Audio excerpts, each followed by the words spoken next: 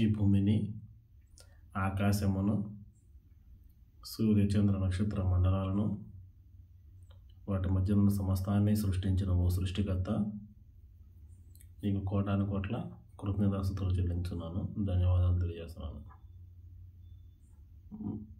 Hi friends, మరి మీ అందరి ముందుకు మరి ఒక ప్రాముఖ్యమైనటువంటి విషయాన్ని తీసుకొచ్చి మహాభాగ్యాన్ని ఆ దేవుడు నాకు కలుగజేసినందుకు దీనిని బట్టి మరి దేవుడికి కోటాను కోట్ల ధన్యవాదాలు తెలియజేస్తున్నాను.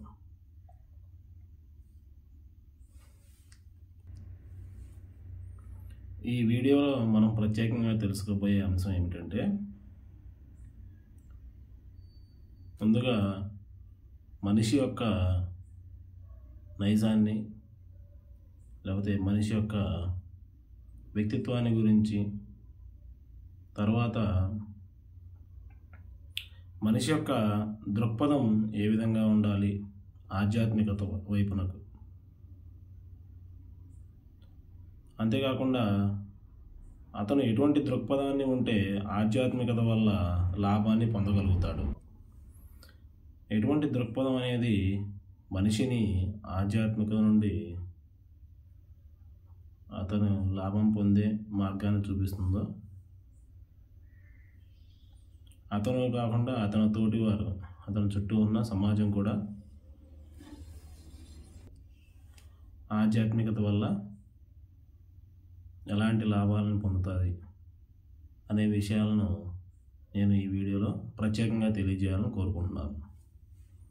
మరి ప్రియ ఆధ్యాత్మిక సోదరులారా, ఈరోజు సమాజంలో చూసుకున్నట్లయితే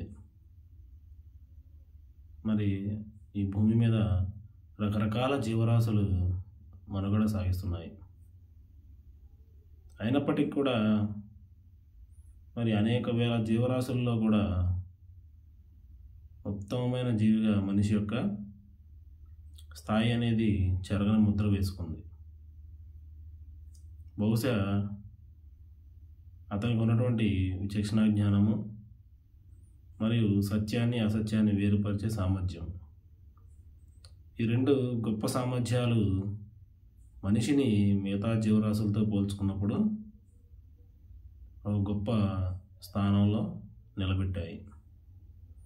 ఒకవేళ ఈ రెండు సామర్థ్యాలు లేనట్లయితే నేడు మనిషి మిగతా జీవరాశుల్లాగానే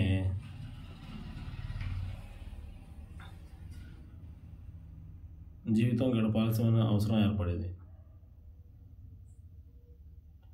ఉదాహరణ తీసుకున్నట్లయితే, ఈ భూమి మీద రకరకాల జీవరాశులు ఉన్నాయి కదా, వాటన్నిటితో కలిపి చూసుకున్నట్లయితే మనిషి ఏ విషయాన్నైనా సరే ఆలోచించి చేయగలిగినటువంటి సామర్థ్యాన్ని కలిగి ఉన్నాడు. దానిలో మంచి చెడుని, లాభాన్ని నష్టాన్ని మరి పరిశీలనాత్మకంగా తెలుసుకునే మేధస్సు అతనికి కలిగి ఉన్నాడు. దీనివల్లనే ఈ భూమండలం మీద ఉన్న మిగతా జీవరాశుల కన్నా కూడా గొప్ప స్థానంలో మనిషి ఉన్నాడు. అయితే ఇటువంటి సామర్థ్యాలను మనిషి ఎందుకు కలిగి ఉన్నాడు అనేదే ప్రశ్న. ప్రకృతిలో చూసుకున్నట్లయితే మిగతా జీవరాశులు కూడా జీవిస్తున్నాయి, మనిషి కూడా జీవిస్తున్నాడు. అయితే మిగతా జీవరాశులకు లేని ప్రత్యేకమైన సామర్థ్యం అనేది మనిషే ఎందుకు కలిగి ఉన్నాడు అనేది ప్రశ్న. ఇప్పుడు రెండవ కోణంలోకి వెళదాం. మొదటిది మనిషి యొక్క వ్యక్తిత్వము లేదా మనిషి యొక్క నైజం గురించి మాట్లాడుకుందాము. ఏదంటే మనిషి ఉత్తమమైన జీవి. అనేక వేల జీవరాశుల్లో కూడా అతనికి ఆలోచించి పనిచేసే సామర్థ్యాన్ని కలిగి ఉన్నాడు. అంతేకాకుండా దాంట్లో మంచి చెడును కూడా విచక్షణ చేయగలడు. సత్యాన్ని అసత్యాన్ని కూడా పరిశీలనాత్మకంగా తెలుసుకొని మరి తెలుసుకునే సామర్థ్యాన్ని కలిగి ఉన్నాడు. ఇప్పుడు మరి నేటి సమాజంలో ఉన్నటువంటి అతి ప్రాముఖ్యమైనటువంటి విషయమైనటువంటి ఆధ్యాత్మికత వలన ఎటువంటి పరిస్థితులు నెలకొన్నాయో చూసుకుందాము. ఆధ్యాత్మికత అనే పేరు గుర్తు రాగానే సమాజంలో రకరకాల వర్గాల వారు ఉన్నారు. మరి సమాజాన్ని చూసుకున్నట్లయితే మనుషులు రెండు రకాల వర్గాలుగా చీలిపోయి ఉన్నారు. వారే భౌతికవాదులు, ఆధ్యాత్మికవాదులు. ఈ భౌతికవాదులు అసలు దేవుడు అనేవాడు లేడు అని వారు దేవుడి గురించి ఏమాత్రం కూడా విశ్వసించరు. మరి ఆధ్యాత్మికవాదులందరూ కూడా దేవుడు ఉన్నాడు అని నమ్ముతారు. అయితే వీరందరూ కూడా దేవుడు ఉన్నారని నమ్ముతారు, కానీ మళ్ళీ ఇక్కడ ఎవరి వర్గానికి సంబంధించిన దేవుడు వారి వర్గానికే ఉన్నట్లు వీరు విశ్వసిస్తారు. ఉదాహరణ తీసుకున్నట్లయితే హైందవులు ముక్కోటి దేవతలను ఆరాధిస్తారు. హిందువులు ముక్కోటి దేవతలను ఆరాధిస్తారు. వారికి భూమి దేవుడే, భూమి దేవత, గాలి దేవుడే, నీరు దేవుడే, చెట్టు దేవుడే, ప్రతిదీ వారికి దేవుడే. ఇది వారి విశ్వాసం. అలాగే క్రైస్తవులను తీసుకున్నట్లయితే వారు పైన ఉన్నటువంటి దేవుడైనటువంటి యెహోవాను మాత్రం ప్రార్థిస్తారు. యెహోవాతో పాటు యేసుక్రీస్తు వారిని ప్రార్థిస్తారు, పరిశుద్ధాత్మను కూడా వారు ప్రార్థిస్తారు. మరి ముస్లింలు చివరిగా చూసుకున్నట్లయితే ముస్లింలు వీరు పైన ఉన్నటువంటి అల్లాహ్ను దేవుడిగా విశ్వసిస్తారు. ఇంకా భూమి మీద ఎవరు వచ్చినా సరే వాళ్ళందరినీ కూడా ప్రవక్తలని నమ్ముతున్నారు. ఇప్పుడు ప్రతి వర్గం కూడా వారికి నచ్చిన విధంగా దేవుణ్ణి మరి ఎన్నుకోవడం జరిగింది. హైందవులు ముక్కోటి దేవతల్ని, క్రైస్తవులు వాళ్ళకి ఇష్టమైన దేవుణ్ణి, ముస్లింలు వీళ్ళకు నచ్చిన దేవుణ్ణి. అంటే ఎవరికి నచ్చిన నమ్మకాలను, ఎవరికి నచ్చిన విశ్వాసాలను వారు కలిగి ఉన్నారు. దేవుడు అనే విషయంలో అందరూ ఏకాభిప్రాయం లేరు. అయితే ఈ సామాన్యులు కూడా వారిని అనుసరించి నడిచేవారు కూడా, ఉదాహరణకి వారు హైందవంలో పుడితే హైందవమే సరైన ధర్మం అని నమ్మడం, హిందూ దేవీ దేవతలనే దేవుడిగా నమ్మడం. అదే ఒక వ్యక్తి క్రైస్తవంలో పుడితే క్రైస్తవంలో పుట్టినప్పుడు క్రైస్తవ మత పెద్దలు ఎవరైతే దేవుడు అంటారో వారినే దేవుడుగా నమ్మడం, వీరు మాత్రమే నిత్య జీవానికి వెళతారు, మిగతా వాళ్ళందరూ నరకానికి వెళతారు అనే నమ్మకాన్ని వాళ్ళు కలిగి ఉన్నారు. మరి ముస్లింలు కూడా ముస్లింలలో పుడితే కనుక ఒకవేళ వాళ్ళ పైన ఉన్న అల్లాహ్ని దేవుడిగా నమ్ముతూ వారి మత పెద్దలు చెప్పిన ప్రకారం వీరే రేపు స్వర్గంలోకి ప్రవేశిస్తారు అని, మిగతా వాళ్ళందరూ కూడా నరకంలోకి వెళతారు అని ఒక భావన అయితే గురై ఉన్నారు. అంటే ఇప్పుడు ఎవరికి నచ్చినటువంటి ఆధ్యాత్మికతను వారు అనుసరిస్తున్నారు. యథార్థానికి వారు ఎలాంటి భావన కలిగి ఉన్నారంటే, మేము పూజించే దేవుడే నిజమైన దేవుడు, రేపు మేమే స్వర్గంలోకి వెళతాము, మిగతా వాళ్ళందరూ నరకానికి వెళతారు అనే భావన అనేది ప్రతి ఒక్క వర్గంలోనూ ఉంది. అయితే కొంచెం హిందువులకి ఇటువంటి భావన అనేది ఉండదు.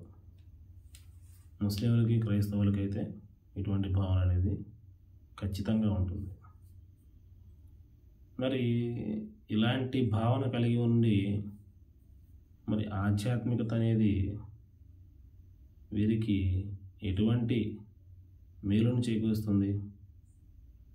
భౌతికవాదులందరూ ప్రపంచవ్యాప్తంగా ఏకమై ఉన్నప్పటికీ ఒకటే మాట మీద దేవుడు లేడు అంటే దేవుడు లేడు అని అంటారు. మరి ఆధ్యాత్మికవాదులు అందరూ దేవుడు ఉన్నాడు అంటూనే ఎవరికి నచ్చిన వారిని వాళ్ళని దేవుళ్ళుగా చేసుకోవడం అనేది జరిగింది. ఈ యొక్క ఆధ్యాత్మిక పేరుతో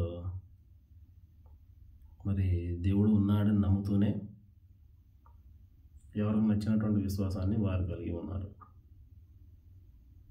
అంతేకాకుండా ఒకరి మతాన్ని ఒకరు విస్తరించుకునేలాగా మరి మతాభివృద్ధి కోసమై నిరంతరం పాటుపడుతూనే ఉంటారు. మరి ఇప్పుడు చూసుకున్నట్లయితే ఒకప్పుడు హిందువులు మత ప్రచారం అనేది చేసేవాళ్ళు కాదు. మరి క్రైస్తవులు మరి ముస్లింలు మత ప్రచారం అనేది చేసేవారు. అలాంటిది ఇప్పుడు హిందువులు కూడా మత ప్రచారం చేసుకుంటున్నారు. అంటే వీరందరూ కూడా వారి మతాన్ని వ్యాపింపజేయాలని, విస్తరింపజేయాలనే దృఢ సంకల్పంతో ఇతర మతస్థుల్ని దూషించడం కానీ, వారిపై దాడి చేయడం కానీ సర్వసామాన్యం అయిపోయింది. అంటే ఎవరికి వారు తమ మతాన్ని విస్తృతంగా వ్యాపింపజేయాలని, అభివృద్ధి పరచుకోవాలని, మరి మతాన్ని పెద్దది చేసుకోవాలనే భావనతో నేడు సమాజంలో ఉన్నటువంటి ఆధ్యాత్మికవాదులందరూ కూడా ఇదే విధానంలో ముందుకి పయనిస్తున్నారు. మరి ప్రియ ఆధ్యాత్మిక సోదరులారా, సోదరీమణులారా, మరి ఎవరికి నచ్చిన వారిని వాళ్ళు దేవుడుగా నమ్ముతున్నారు. అదే కరెక్టు అంటున్నారు. మేమే కరెక్ట్, మిగతా మతాల వాళ్ళు తప్పు, మా విశ్వాసమే కరెక్ట్, మిగతా వారి విశ్వాసం తప్పు, రేపు మా మతమే పరలోకానికి వెళ్ళిద్ది, లేకపోతే మోక్షాన్ని పొందిద్ది, లేకపోతే స్వర్గానికి వెళతాము అనే భ్రమలో ఈ ఆధ్యాత్మికవాదులందరూ కూడా ఎవరికి నచ్చిన విశ్వాసాలని వాళ్ళు కలిగి ఉన్నారు. అదే విశ్వాసాన్ని మత ప్రచారం చేస్తున్నారు. అలా మత ప్రచారం చేసుకుంటూనే మతాన్ని అభివృద్ధి చేసుకుంటున్నారు తప్ప మనుషులను మానవత్వం ఉన్న వ్యక్తులుగా తీర్చిదిద్దలేకపోయారు. ఉదాహరణకి ఎవరికి నచ్చినటువంటి ఆధ్యాత్మికతను వారు ప్రదర్శిస్తున్నారు. వారి మతాభివృద్ధికై పాటుపడుతున్నారు నిరంతరం.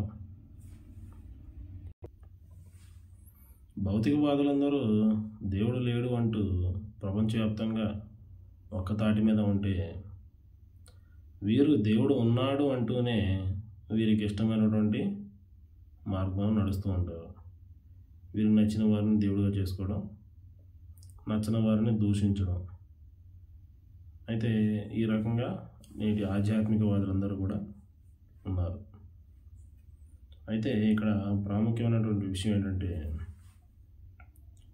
వీరు మత ప్రచారం కొరకు, మత అభివృద్ధి కొరకు మరి ఎలాంటి పరిస్థితిలోకి దిగజారారు అంటే, మానవత్వం లేని విలువల్ని, మనిషికి ఉండవలసిన మానవత్వం విలువల్ని కోల్పోయిన పరిస్థితికి ఏర్పడింది. దానికి నిదర్శనం నేటి సమాజంలో పెరిగిపోయినటువంటి మనుషుల మధ్య అనైక్యత. నేడు పరస్పరం ఆధ్యాత్మికవాదులం అంటూనే ఒకరి మీద ఒకరికి మతదాడులు, మరి మత ద్వేషాలను రెచ్చగొట్టుకొని ఒకరిపై ఒకరు దాడి చేసుకుంటున్నారు. మరి ఇటువంటి వారు నిజంగా ఆధ్యాత్మికతను బోధించగలరా? ఒక మతాన్ని అభివృద్ధి చేసుకోవడము, లేకపోతే మత ప్రచారం చేసుకోవడము, మతాన్ని గొప్పదిగా చేసుకునే వాళ్ళు నిజంగా దేవుణ్ణి వీళ్ళు తెలుసుకోగలరా? అయితే నా పరిశీలనలో వీరు నిజానికి దేవుణ్ణి అన్వేషించలేదు. వారు అనుసరిస్తున్న మతాన్ని గొప్పదాన్ని చేయడానికి, లేకపోతే వారి యొక్క అనుసరిస్తున్నటువంటి మతాన్ని విస్తృతం చేయడానికి, అభివృద్ధి చేసుకోవడానికి వీరి నిరంతర ప్రయత్నం జరుగుతుంది తప్ప మరే పని కాదు. ఉదాహరణకి అసలు నేను ఎందుకని వీటిని పరిశీలన చేయవలసిన అవసరం ఏర్పడింది అంటే, దేవుడికి కోటాను కోట్ల ధన్యవాదాలు తెలియాలి. మొదటి నుండి నాకు మతం పట్ల ఒక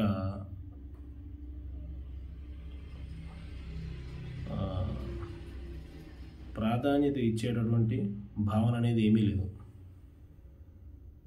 మరి సహజంగా ఆలోచించే ఆ తత్వం అనేది నన్ను కాపాడిందేమో బహుశా. లేకపోతే నేను కూడా ఒక మతవాదిగా లేకపోతే ఛాందసవాదిగా ఉండేవాడిని ఈరోజు. కానీ దానికి భిన్నంగా మతానికి ప్రాధాన్యత ఇవ్వకుండా సత్యానికి ప్రాధాన్యత ఇవ్వడం వల్ల నేను ఈ పరిస్థితుల్లో సత్యాన్ని అధ్యయనం చేయగలిగాను. ఉదాహరణకి భౌతికవాదులందరూ భౌతిక ప్రపంచంలో ఒకే మాట మీద ఉంటే, ఆధ్యాత్మికవాదులు ఎవరికి నచ్చిన భావన నమ్మకాలను వారు కలిగి ఉన్నారు. మళ్ళా ఒకరి మీద ఒకరు దుమ్ము పోసుకోవడం.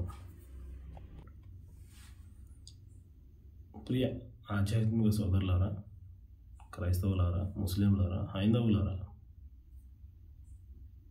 ఇక్కడ ఎవరికి నచ్చిన విశ్వాసాన్ని వారు కలిగి ఉన్నారు. ఎవరికి నచ్చినటువంటి విశ్వాసాన్ని వారు కలిగి ఉన్నారు. ఎవరికి నచ్చిన దేవుణ్ణి వాళ్ళు ప్రార్థిస్తున్నారు, పూజిస్తున్నారు, ఆరాధిస్తున్నారు. మరి ఎవరికి నచ్చిన విధంగా వారు ప్రవర్తిస్తున్నారు తప్ప ఆధ్యాత్మికవాదులందరూ ఒకే తాటి మీద లేరు. అప్పుడు నేను అనుకున్నాను, ఒకవేళ నేను పుట్టిన మతాన్ని అనుసరిస్తే నా మతాన్ని గొప్పదనంగా చేసుకొని చూపించుకోవడానికి తప్ప అసలు వాస్తవమైనటువంటి ఆధ్యాత్మికత అనేది నాకు తెలియదు అనే భావన గురి నేను ఆలోచించుకునేవాడిని. ఒకవేళ నేను కూడా నా మతాన్ని అనుసరిస్తే నా మతాన్ని పొగుడుకోవడమో లేకపోతే నా మతాన్ని అభివృద్ధి చేయడమో తప్ప యథార్థంగా నేను వాస్తవమైన ఆధ్యాత్మిక భావన అనేది నాకు కలిగేది కాదు. వాస్తవంగా నేను ఆధ్యాత్మికతను పరిశీలన చేసేవాడినే కాదు. అసలు నేను ఆలోచించిన విషయం ఏమిటంటే, నేను ఈ 3 మతాలను కూడా ఎందుకు పరిశీలన చేయాల్సి వచ్చిందంటే, ఎవరికి వారే మేము సత్యం అంటే మేము సత్యం అనుకుంటున్నారు. ఎవరికి వారే మా ధర్మమే కరెక్ట్ అంటున్నారు, మా దేవుడే నిజమైన దేవుడు అంటున్నారు. రేపు మేమే స్వర్గవాసులు అంటున్నారు, రేపు మేమే నిత్య జీవాన్ని పొందుతాం అంటున్నారు, రేపు మేమే మోక్షానికి వెళ్తాం అంటున్నారు. అంటే ఎవరికి వారు నచ్చిన భావన అనేది కలిగి ఉన్నారు. కానీ నేను ఆలోచించిన విధానం ఏమిటంటే, అసలు నన్ను మనిషిగా పుట్టించిన దేవుడు ఎవరు? ఎందుకంటే ఒక చెట్టుగానో ఒక పుట్టగానో లేకపోతే ఒక జంతువుగానో కాకుండా అసలు నన్ను మనిషిగా సృష్టించిన దేవుడు ఎవరు అనే ప్రశ్న అనేది నన్ను మిగతా మతాలను కూడా పరిశీలన చేసి నిజదైవాన్ని కనుగొనే ఆలోచన అనేది నాకు అవకాశాన్ని కల్పించింది. ఎందుకంటే ఎవరు నచ్చిన దాన్ని వారు అనుసరిస్తే అది స్వార్థమే తప్ప అసలు నిజంగా దేవుడి పట్ల పరిశీలన దృక్పథం అనేది కాదు.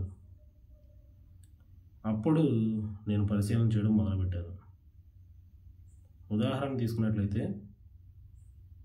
మరి నేను నివసిస్తున్న ఈ భూమిని, నేను తాగుతున్నటువంటి ఈ నీటిని, నేను తీసుకుంటున్నటువంటి ఆహారాన్ని, నేను తీసుకున్నటువంటి ఈ శ్వాసను, అసలు నేను జీవించి ఉండడానికి కావాల్సినటువంటి వీటిని సృష్టించింది ఎవరు అనే ఒక ఆలోచన అనేది నన్ను ఈ 3 మతాలని పరిశీలన దృష్టితో చూసే అవకాశాన్ని కల్పించింది. ఉదాహరణకి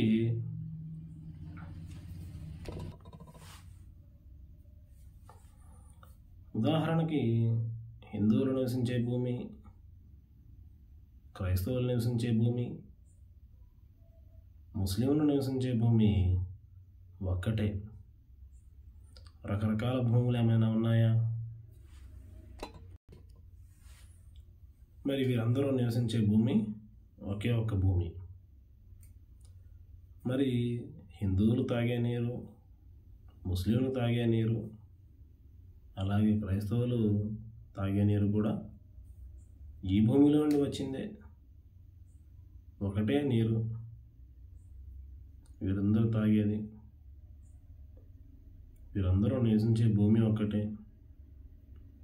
వీరందరూ తీసుకునే శ్వాస ఒక్కటే. హిందువులు తీసుకునే శ్వాస, ముస్లింలు తీసుకునే శ్వాస, క్రైస్తవులు తీసుకునే శ్వాస ఒక్కటే శ్వాస. వారందరూ తీసుకునే శ్వాస ఒక్కటే. వారందరూ నివసించే భూమి ఒక్కటే. వారు తీసుకునే ఆహారం ఒకటే. మరి వారు తాగే నీరు కూడా ఒక్కటే. ఇలా చూసుకున్నప్పుడు వారందరినీ పుట్టించిన దేవుడు కూడా ఒక్కడే ఉంటాడు. ఇలా చూసుకున్నప్పుడు వారందరినీ పుట్టించిన దేవుడు కూడా ఒక్కడే ఉంటాడు. ఏదో పరిశీలన లోపము, అవగాహన లోపము జరిగి ఉండొచ్చు అని భావించాను. ఉదాహరణకి ఒక కూరగాయల మార్కెట్ ఉందండి. ఆ కూరగాయల మార్కెట్కి ఒక హిందూ అయినా, ఒక ముస్లిం అయినా, ఒక క్రైస్తవుడైనా మరి కలిసి వెళ్తారు, కలిసి వస్తారు. అలాగే ఒక హాస్పిటల్, హిందూ అయినా, ముస్లిం అయినా, క్రైస్తవుడైనా కలిసి వెళ్తారు, కలిసి వస్తారు. అలాగే ఒక పాఠశాల, ఒక స్కూల్, ఒక కాలేజ్, హిందూ అయినా, ముస్లిం అయినా, క్రైస్తవుడైనా కలిసి వెళ్తారు, కలిసి వస్తారు. అలాగే సినిమాకి వెళ్ళినా సరే కలిసి వెళ్తారు, కలిసి వస్తారు. మరి దేవుడు అనే విషయం వచ్చేసరికి ఏమవుతుంది? ఎవరికి నచ్చిన విధానం వారు పాటిస్తున్నారు, ఎవరికి నచ్చిన తీరులో వారు వెళుతున్నారు. మరి అంటే దేవుడు మనిషి ఇతర మనుషుల్ని కలుపుకుంటుంటే దేవుడు మాత్రం మనుషుల్ని వేరు చేస్తున్నాడా? ఇది ఎక్కడ అసంబద్ధమైనటువంటి భావన? అసలు ఇది సరైన భావనేనా అన్నప్పుడు నా యొక్క లోతైన అధ్యయనం చేసే మహాభాగ్యాన్ని మరి మన జ్ఞానమే మనకి ఇవ్వాలి. మనం ఆలోచన చేయాలి. అరే, ఒక స్కూల్కి వెళ్ళేటప్పుడు మనం అందరం కలిసి వెళుతున్నాము, కలిసి వస్తున్నాము. ఒక హాస్పిటల్కి వెళ్ళినా కలిసి వెళుతున్నాము, కలిసి వస్తున్నాము. ఒక మార్కెట్కి వెళ్ళినా కలిసి వెళుతున్నాము, కలిసి వస్తున్నాము. ఒక సినిమాకి వెళ్ళినా కలిసి వెళ్తున్నాము, కలిసి వస్తున్నాము. కానీ దేవుడు అనే విషయం వచ్చేసరికి మనిషి ఎవరికి నచ్చిన విధానంలో వారు వెళుతున్నారు, వాళ్ళు వస్తున్నారు. అంటే మనిషి ఏమో తన తోటి మనుషులను కలుపుకొని ముందుకు సాగుతుంటుంటే దేవుడు ఏం చేస్తున్నాడండి? మనుషుల్ని విడదీస్తున్నాడా? మరి ప్రియ ఆధ్యాత్మిక సోదరులారా, మీరు ఆలోచన చేయండి. మరి మనిషే ఉన్నతంగా కలుపుకోవాలని చూసినప్పుడు దేవుడు విడతీస్తాడా అంటే నిస్సందేహంగా దేవుడు విడదీయడు. ఆ ఆధ్యాత్మికత పట్ల సరైన అవగాహన రాహిత్యం, అవగాహన లోపం కలిగి ఉండడం వల్లనే ఈ విధమైనటువంటి సమస్యలు, గందరగోళాలు ఏర్పడ్డాయి. ఉదాహరణకి మరి వీరందరూ తాగే నీరు ఒక్కటే, ఉండే భూమి ఒక్కటే, మరి పీల్చే శ్వాస ఒక్కటే అయినప్పుడు వీరందరికీ దేవుడు కూడా కేవలం ఒక్కడే అయి ఉంటాడు. రకరకాల దేవుళ్ళు, రకరకాల విశ్వాసాలు ఎట్టి పరిస్థితుల్లో ఉండవు. అయితే ఈ పరిశీలన లేక, ఈ పరిశోధన చేయక ఆధ్యాత్మికత మీద మరి ఇటువంటి గందరగోళం అనేది ఏర్పడి ఎవరికి నచ్చిన విశ్వాసాలని వారు వెంబడిస్తున్నారు. అసలు ఆధ్యాత్మికతను మనుషులు ఎలా గుర్తించారండి? అసలు ఆధ్యాత్మికతను ఎలా గుర్తించారు అంటే హైందవులు వారి కోరికలు తీర్చాడు అంటే ఆయన దేవుడైపోతాడు. మరి ఎక్కడైనా మొక్కుబడులు తీరాయి అంటే వాళ్ళకి దేవుళ్ళు అయిపోతారు, వాళ్ళకి దేవతలు అయిపోతారు. ఎటువంటి వారైనప్పటికీ కూడా ఆఖరికి మనుషుల రూపాలలో ఉన్న బాబాలు కూడా ఇదే విధానాన్ని క్రైస్తవులు కూడా కాపీ కొట్టారు. మరి వారికి కోరికలు తీరితే చాలు వాళ్ళు కూడా దేవుడైపోవడమే. మా యేసును నమ్ముకోండి, మీకు అద్భుతాలు జరుగుతాయి, మహిమలు జరుగుతాయి, సూచక కార్యాలు జరుగుతాయి, స్వస్థతలు జరుగుతాయి అంటే అదే విధానాన్ని వీళ్ళు కూడా కాపీ కొట్టారు. మరి ముస్లింలు అలాంటి ప్రచారం అనేది లేదు. మరి అద్భుతాలు జరిగితేనో, కోరిన కోరికలు మొక్కుబడులు తీరితేనో మరి వీరు దేవుడిగా గుర్తించడం అనేది జరిగింది. దానివల్లనే వీరు ఆధ్యాత్మికతను సరైన అవగాహన చేసుకోలేకపోయారు. మరి ఆధ్యాత్మికతను నిజంగా ఎలాగా అవగాహన చేసుకోవాలి అంటే ఎవరికి నచ్చినటువంటి ఒపీనియన్స్ వాళ్ళు తీసుకొని నడుస్తూ ఉంటారు. ఒక కొలమానం ఉండదు వీరి ఆధ్యాత్మికతకు, ఒక మెజర్మెంట్ అనేది ఉండదు. ఎవరికి నచ్చిందా అది వారు చేస్తూ ఉంటారు, అదే ఆధ్యాత్మికతగా భావించారు. అందుకే నేడు ఆధ్యాత్మిక ప్రపంచంలో దేవుడు అనే విషయంలో అంత గందరగోళం అనేది ఏర్పడింది. ఉదాహరణకి కోరికలు తీర్చిన ప్రతివాడిని దేవుడిగా కొలవడం, మొక్కుబడులు తీర్చిన ప్రతివాడిని దేవుడిగా కొలవడం, లేకపోతే నమ్ముకుంటే మరి స్వస్థతలు జరుగుతాయనో, నమ్ముకుంటే అద్భుతాలు జరుగుతాయనో, మహిమలు జరుగుతాయనో, కార్యాలు జరుగుతాయనో, ఇది వీరి ఆధ్యాత్మికతకు కొలమానంగా చేసుకున్నారు. కానీ యథార్థానికి ఆధ్యాత్మిక గ్రంథాలు ఏం చెప్తున్నాయనే పరిశీలన అయితే చేయలేదు.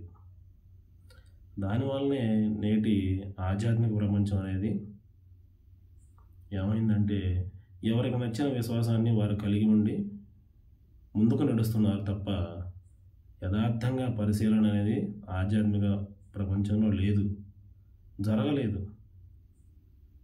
ఇప్పుడు మనం పరిశీలన చేద్దాము. మనిషి ఎలాంటి జీవి అని ఇందాక మనం చెప్పుకున్నాము. మనిషి ఆలోచించి కర్మము చేసే జీవి. ఉదాహరణకి ఏదైనా ఒక విషయాన్ని పరిశీలన చేయగలిగినటువంటి జీవి ఏదైనా ఉందంటే ఈ భూమి మీద అది కేవలం మనిషి మాత్రమే. అతను మంచి చెడును విచక్షణ చేయగలటువంటి సామర్థ్యాన్ని కలిగి ఉన్నాడు. నిజాన్ని అబద్ధాన్ని వేరు చేసే సామర్థ్యాన్ని కూడా కలిగి ఉన్నాడు.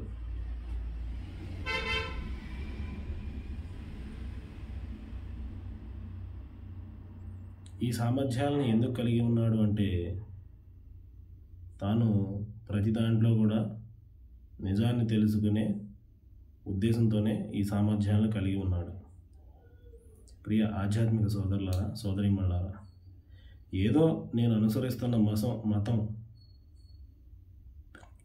గొప్పది అని ప్రచారం చేసుకోవడం కానీ, ఏదో నేను అనుసరిస్తున్న మతమే సత్యం, నేను ఆరాధిస్తున్న దేవుడే గొప్పవాడు, నేను ఆరాధిస్తున్న దేవుడే నిజ దేవుడు అని అనుకోకుండా కొంచెం పరిశీలన చేయండి. ఈరోజు సమాజంలో మనుషుల కన్నా మనుషులు సృష్టించిన దేవుళ్ళ సంఖ్య ఎక్కువ ఉంది. కానీ మనిషిని సృష్టించిన దేవుడు కేవలం ఒక్కడే అని అనుకుంటున్నాము. ఈ భూమిని, ఆకాశమును, సూర్య చంద్ర నక్షత్ర మండలాలను, వాటి మధ్యనున్న సమస్తాన్ని సృష్టించిన వాడు ఎంతమంది అని అనుకున్నాము ఇందాక? కేవలం ఒక్కడే అని అనుకున్నాము. వీరందరూ తాగే గాలి ఒక్కటే, వీరందరూ తాగే నీరు ఒక్కటే, వీరందరూ తీసుకునే శ్వాస ఒక్కటే, మరి వీరు నివాసం ఉండే భూమి ఒక్కటే అయినప్పుడు వీరందరికీ దేవుడు కూడా ఒక్కడే ఉండాలి అనే పరిశీలనతోనే మిగతా గ్రంథాలను అధ్యయనం చేసే అవకాశం నాకు కలిగింది. నేను నిజంగా యథార్థానికి నన్ను మనిషిగా సృష్టించాడు, నాకు జీవించి ఉండడానికి భూమిని, ఆకాశమును, నీటిని, ఆహారాన్ని, గాలిని నా కొరకు ఎవరు తయారు చేశారు? యథార్థంగా ఎవరు నిజదైవం, ఎవరు నన్ను నిజంగా సృష్టించిన దేవుడు అని పరిశీలనతోనే నేను ఈ 3 మతాల అధ్యయనం అనేది చేయడం జరిగింది. దాంతో నేను తెలుసుకున్న విషయం ఏమిటంటే, ఈ భూమిని, ఆకాశమును, సూర్య చంద్ర నక్షత్ర మండలాలను సృష్టించిన దేవుడు అద్వితీయుడు, ఒకే ఒక్కడు, కేవలం ఒక్కడే. మరి భగవద్గీతా శాస్త్రాన్ని తీసుకున్నట్లయితే 18:66 అక్కడ ఈ విధంగా చెప్పడం జరుగుతుంది. సర్వధర్మాన్ పరిత్యజ్య మామేకం శరణం వ్రజ, మామేకం శరణం వ్రజ, నన్ను ఒక్కరిని మాత్రమే శరణ పొందము అంటున్నాడు గీతాశాస్త్రంలో. అక్కడ ఒక్కరినే శరణ పొందమంటే ఇక్కడ మరి హిందూ సోదరులు 3 దేవతలను ప్రార్థిస్తున్నారు, పూజిస్తున్నారు, శరణ పొందుతున్నారు. మరి ఆ దేవుడే మరి బైబిల్లో కూడా తనను తాను అద్వితీయుడిగా పరిచయం చేసుకున్నాడు. మరి పాత నిబంధన గ్రంథంలో ద్వితీయోపదేశకాండం 6:4 ఉంటుంది. ఓ ఇశ్రాయేలు వినుము, మన దేవుడైన యెహోవా అద్వితీయుడైన యెహోవా. మరి ఇక్కడ కూడా దేవుడు అద్వితీయుడు అని చెప్పడం జరిగింది. మరి కొత్త నిబంధనలో యేసుక్రీస్తు వారు కూడా మార్కు సువార్త 12:29 ఓ ఇశ్రాయేలు వినుము, మన దేవుడైన ప్రభు అద్వితీయ ప్రభు. ఇక్కడ కూడా దేవుణ్ణి యేసుక్రీస్తు వారు అద్వితీయుడనే సెలవివ్వడం జరుగుతుంది. అలాగే ఖురాన్ గ్రంథం మరి సూరే బఖరా 2:123 ఆ కరుణామయుడు, ఆ కృపాకారుడు తప్ప మరొక దేవుడు లేడు అని తెలియజేయడం జరిగింది. అంటే సకల ధార్మిక శాస్త్రాలన్నీ కూడా దేవుడు కేవలం ఒక్కడే అనే సందేశాన్ని తెలియజేస్తున్నాయి. కానీ మనుషులు ఈ దేవుడిని గుర్తించలేదు. ధార్మిక గ్రంథాలు తెలియజేసే దేవుడిని మనుషులు గుర్తించలేదు. మరి భగవద్గీతా శాస్త్రంలో మరి దేవుడు ఒక్కడే అని అన్నాడు కదా, ఆ దేవుడు ఎవరు అని 10వ అధ్యాయంలో గీతాశాస్త్రం 10వ అధ్యాయంలో 3వ శ్లోకంలో చెప్పడం జరిగింది. ఏమని? యోమామ జమనాదిం చవేత్తి లోక మహేశ్వరం అసమ్మూఢ సమర్థేషు సర్వపాపై ప్రముచ్యతే. ఎవడ నన్ను పుట్టుక లేనివానిగాను, ఆ దేవుడికి పుట్టుక అనేది లేదంట. అంటే దేవుడు నరుడిగా పుట్టలేదు, నరుడిగా పుట్టడు, నరుడిగా అవతారం మార్చుకొని రాడు. అనాథ రూపునిగాను, ఆది అంతము అంటే ఆది అంటే మొదలు, అంతం అంటే చివర. అనాది అంటే ఆది అంతం లేనటువంటి రూపునిగాను. అటువంటి రూపం అంటే ఆయన రూపం అనేది మనకు తెలియదు. సమస్త లోకములకు నియామకునిగాను, ఎన్ని లోకాలు ఉన్నాయో అన్ని లోకాలకు కూడా ఆయనే పుట్టించేవాడు, పోషించేవాడు, పాలించేవాడు, నాశనం చేసేవాడు. సమస్త లోకములకు నియామకునిగాను తెలుసుకొనుచున్నాడు. అట్టివాడు మనుషుల నుండి సమస్త పాపముల నుండి లెస్సగా విడవబడుచున్నాడు. నిజంగా హైందవ సోదరులు ఈ లక్షణాలున్న దేవుని గుర్తించారా అంటే, పుట్టుక లేనివాడిని, మరణం లేనివాడిని, రూపం లేనివాడిని, సమస్త లోకములకు నియామకుడిని దేవుడిగా గుర్తించారంటే గుర్తించలేదు. ఇవే విషయాలను బైబిల్ గ్రంథంలో కూడా తెలియజేయడం జరిగింది. ఆ దేవుడు అద్వితీయుడు, ఆయన పుట్టేవాడు కాదు. అబద్ధమాడుటకు దేవుడు నరపుత్రుడు కాదు అంటాడు, దేవుడు నరుడు కాదు అంటాడు. మరి ఖురాన్ గ్రంథంలో కూడా అలాగే ఉంటుంది. మరి మనిషిగా అవతారం అనేది మార్చుకొని రాడు. తర్వాత తనను తాను దేవుడిగా ప్రకటించుకోవాలి. మొట్టమొదటిది, దేవుడు తనను తాను దేవుడిగా ప్రకటించుకోవాలి. ఇదే విషయాన్ని తెలియజేశాడు. భగవద్గీత శాస్త్రంలో సర్వధర్మాన్ పరిత్యజ్య మామేకం శరణం వ్రజ, నన్నొక్కరిని మాత్రమే శరణ పొందుము అని ఆయన గురించి ఆయన తెలియజేశాడు. మరి యేసుక్రీస్తు వారు కూడా తండ్రి అని యెహోవా మాత్రమే దేవుడని తెలియజేశారు. యెహోవా కూడా నేను తప్ప వేరొక దేవుడు లేడు అని ద్వితీయోపదేశకాండం 32-39 తెలియజేయడం జరిగింది. మృతిని అందించువాడను, బ్రతికించువాడను, గాయపరచువాడను, స్వస్థపరచువాడను నేనే యెహోవా, నేను తప్ప వేరొక దేవుడు నీకు ఉండకూడదు, లేడు. మరి ఖురాన్ గ్రంథంలో కూడా ఇదే సందేశం. మరి ఇటువంటి లక్షణాలను మన ధార్మిక గ్రంథాలు బోధిస్తుంటే నేడు మనుషులు ఏం చేశారు? ధార్మిక గ్రంథాల ప్రబోధనల్ని పక్కన పెట్టేసి ఎవరికి నచ్చినటువంటి ఆధ్యాత్మికతను వారు తీసుకొని సమాజంలో గందరగోళాన్ని సృష్టించారు. ప్రియ క్రైస్తవ సోదరులారా, ముస్లింలారా, హైందవులారా, మరి దేవుడు ఎవరికి నచ్చిన దేవుడు వారికి ఉంటాడు అని అనకండి. మనందరినీ సృష్టించిన దేవుడు కేవలం ఒక్కడే. ఆయన పుట్టేవాడు కాదు, పుట్టించేవాడు. ఆయన మరణాన్ని ఇచ్చేవాడు, మరణించేవాడు కాదు. మరణాన్ని ఇచ్చేవాడు. ఆయన అద్వితీయుడు, ఆయన ఒక్కడే, తనలాంటి ఇంకొకడు లేడు. ఆయన మానవుడిగా రూపాలను, అవతారాలను మార్చుకొని రాడు. మరి సమస్త లోకాలకు కూడా ఆయనే పోషకుడు, యజమాని. ఆయన తప్ప వేరొక దైవం లేనే లేడు. ఈ విషయాల్ని పరిశీలనగా తెలుసుకొనడం ద్వారా నేను యథార్థమైన ఆధ్యాత్మికతను కలిగి ఉన్నాను. మొదటగా నేను ఈ వీడియోలో చెప్పినట్లు మనిషి యొక్క నైజం, మనిషి యొక్క వ్యక్తిత్వం, మనిషి యొక్క సామర్థ్యాలని తెలియజేశాను. 2, ఆధ్యాత్మికతలో కూడా మనిషి యొక్క ప్రవర్తన ఎలా ఉంది, మరి వాస్తవానికి మనిషి దేవుణ్ణి ఎలా గుర్తించాడు,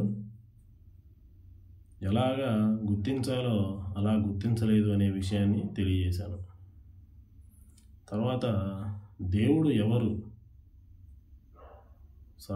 ధార్మిక శాస్త్రాలు ఇచ్చే సందేశాన్ని మీ అందరికీ తెలియజేశాను. ప్రియ ఆధ్యాత్మిక సోదరులారా, ఇకనైనా మేల్కొని మరి మీకు ఉన్నటువంటి సామర్థ్యాన్ని ఉపయోగించి, నిజాన్ని అబద్ధాన్ని వేరు చేసే సామర్థ్యాన్ని ఉపయోగించి నేను ఈ వీడియోలో పేర్కొన్న విషయాలను మీరు పరిశీలన చేస్తారని, పరిశీలన చేసి మరి వాస్తవం వైపు మీరు నడుస్తారని కోరుకుంటూ నేను ఈ వీడియోని ముగిస్తున్నాను. Thank you very much. చివరిగా నేను ఒక విషయాన్ని చెప్పి ఈ వీడియోని ముగిస్తాను. అదేమిటంటే, ప్రియ ఆధ్యాత్మిక సోదరులారా, ఇన్ని విషయాలను వివరించి చెప్పిన తర్వాత కూడా నా మతమే నాకు గొప్ప, లేకపోతే నేను అనుసరిస్తాను మతమే నిజము, లేకపోతే నేను అనుకుంటున్న దేవుడే నిజ దేవుడు అనుకుంటే కనుక అది మీ విజ్ఞతకే వదిలిపెడుతున్నాను. ఇప్పుడు ఒక చిన్న విషయాన్ని ఆలోచిస్తారని కోరుకుంటున్నాను. ఈరోజు ఆధ్యాత్మికత అనేది ఎలా ఉంది అంటే విపరీతంగా ఉంది. సమాజంలో చూసుకున్నట్లయితే మరి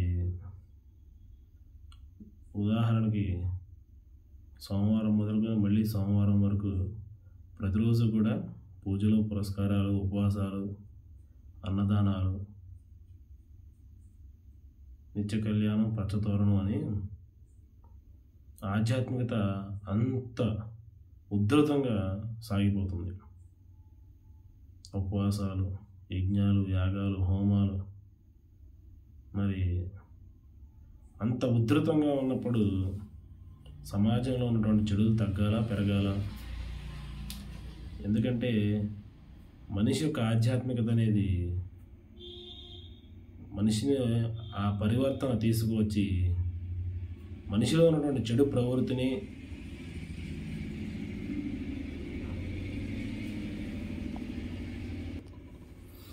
మనిషిలో ఉన్నటువంటి చెడు ప్రవృత్తిని అది సమూలంగా తీసివేసి ఆ మనిషిని మరి మహామేధావిగా మారుస్తుంది ఈ ఆధ్యాత్మికత అనేది. అయితే మనిషి పరిశీలన లోపం వల్ల, మనిషి యథార్థంగా చేయవలసిన విధంగా పరిశీలన చేయకపోవడం వల్ల మరి ఆధ్యాత్మికతను సరిగా గ్రహించలేకపోయాడు. అయినప్పటికీ కూడా ఈ వీడియో చేసిన తర్వాత కూడా మనిషి ఎవరికి నచ్చిన ఆధ్యాత్మికతను వారు అనుసరిస్తున్నాము అంటే కనుక మీరు చేస్తున్న ఆధ్యాత్మికత వల్ల నేడు మనుషుల్లో ఏ పరివర్తన వచ్చింది? అనేక చెడుల్లో కూరుకుపోయిన ఈ మానవ సమాజం మరి అనేక చెడుల్లో కూరుకుపోయిన ఈ మానవ సమాజానికి మరి సంస్కరించే మార్గం ఏమిటి? మరి ఉదాహరణకి దీనికి ఒక ఉదాహరణ చెప్పి నేను ముగిస్తాను. ఒక వ్యక్తి జబ్బు చేసింది. ఆ జబ్బు చేసిన వ్యక్తికి వైద్యుడు ఒక ట్యాబ్లెట్ ఇచ్చాడు. ఆ ట్యాబ్లెట్ని వేసుకున్న తర్వాత ఆ జబ్బు తగ్గలేదంటే ఏం చేస్తాడండి? మళ్ళీ వెళ్ళి ట్యాబ్లెట్ వల్ల తగ్గలేదు, మార్చండి అని అంటాడు. అలాగే మీరు చేసే ఆధ్యాత్మికత అనేది ఎవరికి నచ్చిన ఆధ్యాత్మికత వారు చేస్తున్నారు కదా, ఎవరికి నచ్చిన ఆధ్యాత్మికత అనేది వారు చేస్తున్నారు కదా. మరి దీనివల్ల సమాజంలో చెడులు తగ్గిపోకుండా చెడులు పెరిగిపోతున్నాయి. ఎప్పుడైనా అసలు మనం చేసే ఆధ్యాత్మికతలో ఏమైనా లోపం ఉందా అనే పరిశీలన చేశారా ఎవరన్నా? చేయరు. ఏదో గుడ్డిగా కోరికలు తీరితే, లేకపోతే మొక్కుబడులు తీరితే, స్వస్థతలు జరిగితే, అద్భుతాలు జరిగితే, మహత్కార్యాలు జరిగితే చాలు దేవుడు అని అనడానికి. అంతే తప్ప యథార్థంగా పరిశీలన అనేది అవసరం లేదు. కాబట్టి ఈరోజు సమాజంలో అనేక రకాల చెడులు విపరీతం అయిపోయాయి, ఉధృతం అయిపోయాయి. మరి ఇదే పరిస్థితిని ఇంకా కంటిన్యూ చేస్తే మానవ జాతి సర్వనాశనం అయిపోతుంది. ఎందుకంటే ఒక మందు వేసుకున్నప్పటికి కూడా అతనికి అనారోగ్యం నయం అవ్వకపోతే అదే మందు వేసుకుంటుంటే అది రియాక్షన్ వచ్చి అతను చనిపోయే ప్రమాదం వరకు వెళ్ళిద్ది. అలాగే మనిషిలో ఉన్నటువంటి చెడు ప్రవృత్తి నుండి మంచి ప్రవృత్తికి తీసుకురాని ఆధ్యాత్మికత వలన ఎటువంటి లాభము జరగదు. దానివలన సమాజంలో అనేక రకాల చెడులు సర్వసామాన్యం అయిపోయాయి. ఆడపిల్లలపై యాసిడ్ దాడులు, మరి యువత చిన్న వయసులోనే గంజాయి బానిస, మత్తు మాదక ద్రవ్యాల వినియోగం, మరి తల్లిదండ్రులను గౌరవించకపోవడం, పెద్దల్ని గౌరవించకపోవడం, మరి ఇవన్నీ చెడులు, వ్యభిచారం, జోదం, హత్యలు, మానభంగాలు, ఇవన్నీ చెడులు కూడా సర్వసామాన్యం అయిపోయాయి. ఒకవేళ నిజంగా మీరందరూ యథార్థమైన ఆధ్యాత్మిక భావన కలిగి ఉంటే ఈరోజు సమాజం ఎలా ఉండేదంటే అత్యద్భుతంగా ఉండేది. దానికి భిన్నంగా మరి అనేక రకాల చెడులు అనేవి విపరీతం అయిపోయాయి, ఉధృతం అయిపోయాయి. ఇకనైనా మేల్కొని మనందరినీ సృష్టించిన దేవుడు కేవలం ఒక్కడే అని, ఆయన పుట్టుక లేనివాడని, ఆయన మరణం లేనివాడని, ఆయన కంటికి కనిపించిన వాడని, ఆయన సమస్త లోకాలకు నియామకుడని తెలుసుకొని దాన్ని పరిశీలన ద్వారా